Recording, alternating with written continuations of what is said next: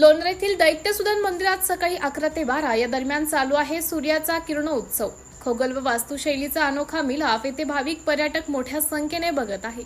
दिनांक 15 ते 19 मे पर्यंत असणार हा किरणोत्सव। भगवान विष्णू यांना होत आहे सूर्यकिरणांचा अभिषेक। 4 दिवस बघता येईल हा चमत्कार।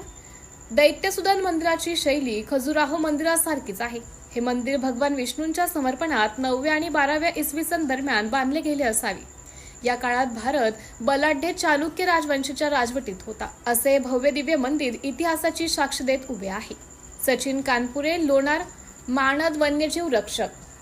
सिटी इंडिया न्यूज साठी प्रतिनिधी फिरदोस खान पठाण, लोणार।